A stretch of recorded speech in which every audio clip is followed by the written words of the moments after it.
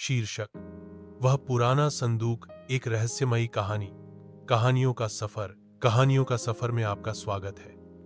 आज हम ले जा रहे हैं आपको एक ऐसे सफर पर जहां वक्त रुक जाता है और हर चीज यह एक राज बन जाती है। यह कहानी है एक पुराने संदूक की, एक संदूक जो बरसों से बंद था और जिसे खोलने की किसी की हिम्मत नहीं। वर्णनकर्ता: शहर के कोने में एक हवेली थी जिसे लोग रहस्य की हवेली कहते थे।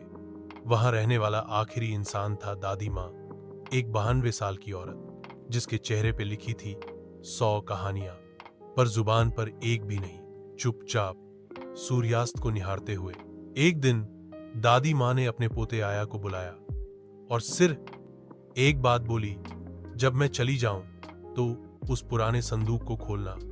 पर सिर्फ अकेला। दादी माँ उसी रात खामोशी से चली गई और अय्याह ने अगले दिन वह संदूक खोला। संगीत तीव्र होता है, स्क्रीन धीरे धीरे काली हो जाती है, फिर एक चमकदार डायरी, पुरानी तस्वीरें और एक अजीबोगरीब चाबी संदूक के अंदर दिखाई देती है। NK वर्णनकर्ता: संदूक में था एक पुराना डायरी जिसमें लिखा था, यह सच कभी किसी को मत बताना, वरना जो छुपा है वह जाग जाएगा। उस डायरी में लिखी थी एक कहानी, एक छोटी लड़की में जो चीज में इस हवेली में खो गई थी और जिसका नाम किसी ने कभी नहीं लिया। पृष्ठभूमि में फुसफुसाने और बच्चों की हंसी।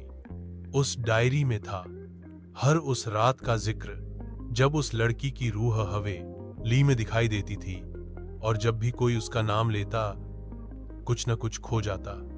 पन्नों के पलटने के दृश्य, लड़की का चित्र और एक अंधेरी गलियारा।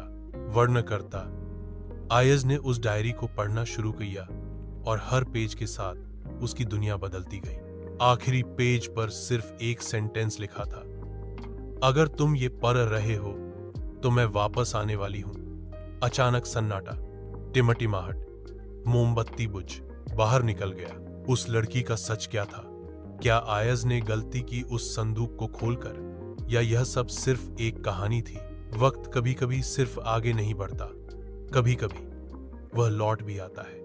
नार टॉर। अगर आपको यह कहानी पसंद आई तो लाइक करें, सब्सक्राइब करें और कमेंट में लिखें क्या आप उस संदूक को खोलते। मैं हूं आपका कहानी साथी। मिलते हैं अगले राज भरे सर।